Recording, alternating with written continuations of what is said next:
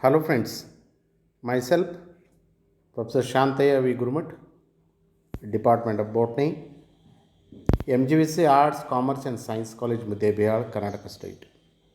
Friends, today's class we discuss about how do plants make their own food. Food is essential for all living organisms. Carbohydrates, proteins, fats, vitamins and minerals are components of food. These components of food are called nutrients and are necessary for our body. All living organisms require food. Plants can synthesize food for themselves, but animals, including human beings, cannot. They get it from plants or animals that eat plants. Thus, humans and animals are directly or indirectly dependent on plants. Plants are the only organisms that can prepare food for themselves by using water, carbon dioxide in the atmosphere, sunlight, and minerals. The raw materials are present in their surroundings.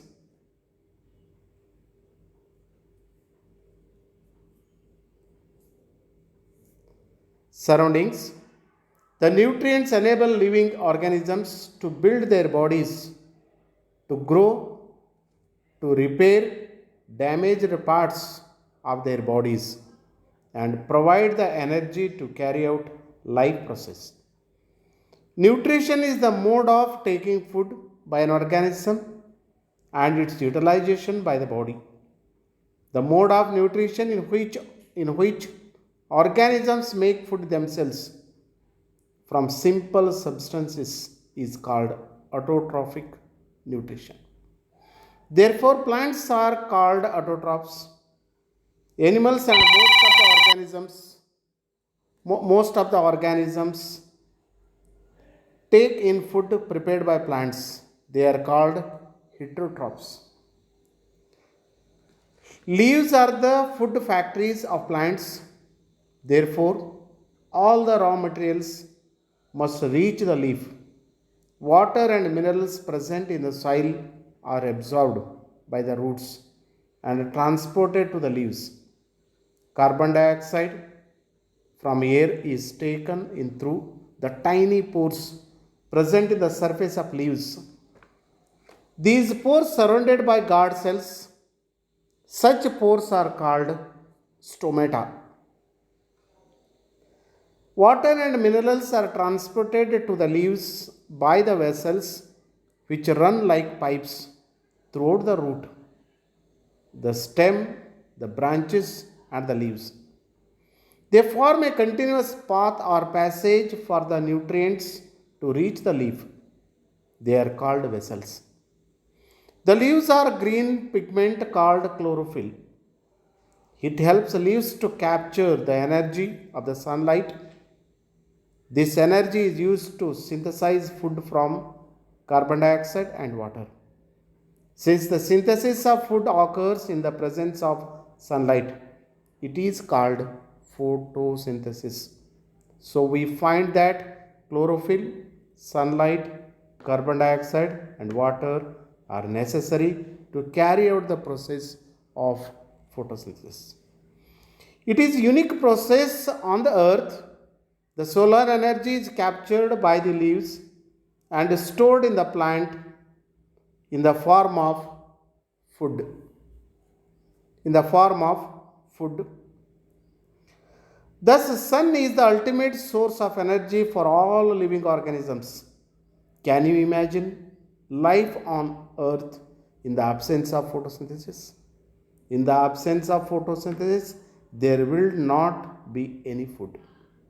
The survival of almost all living organisms, either directly or indirectly, depends on the food made by the plants. Besides oxygen, which is essential for the survival of all organisms, is produced during the photosynthesis.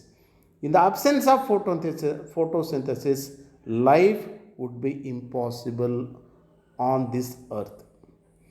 During photosynthesis, chlorophyll containing cells of leaves in the presence of sunlight use carbon dioxide and water to synthesize carbohydrate.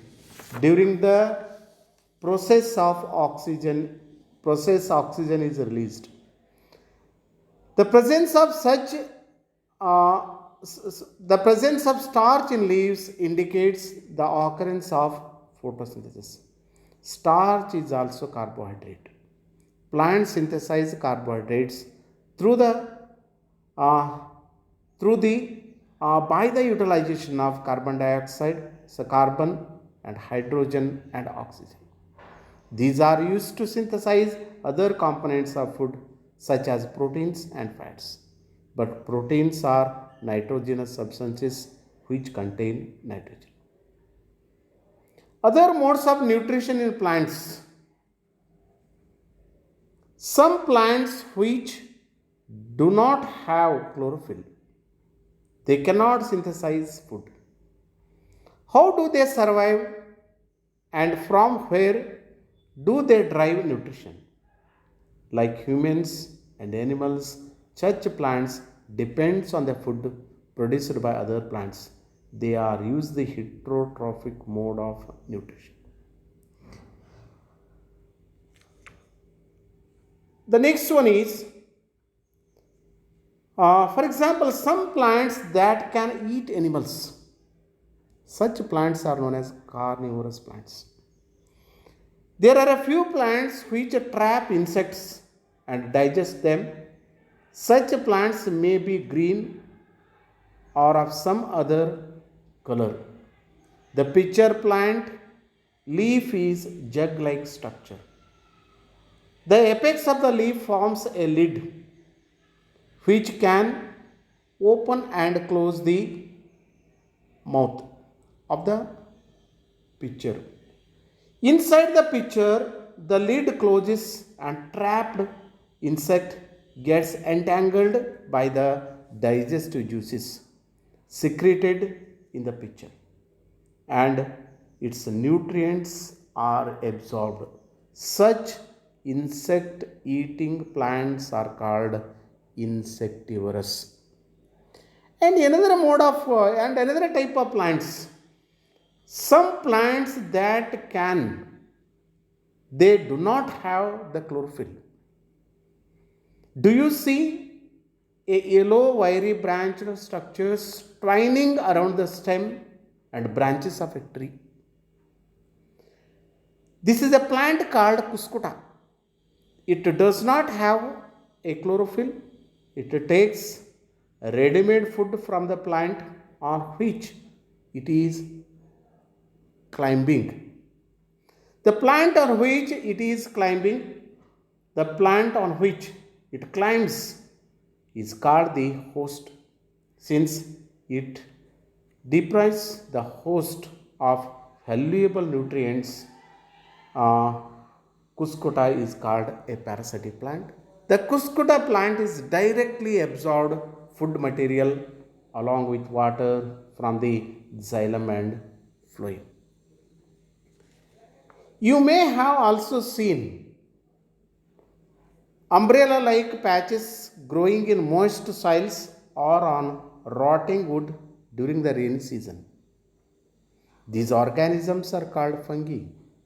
They have different mode of nutrition in which organisms take in nutrients from dead and decaying matter is called saprophytic nutrition. Such organisms with a saprophytic mode of nutrition are called saprotrophs, the saprophytes.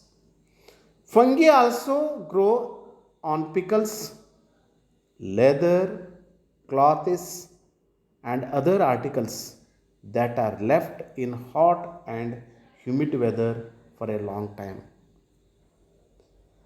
During the rainy season, they spoil many things.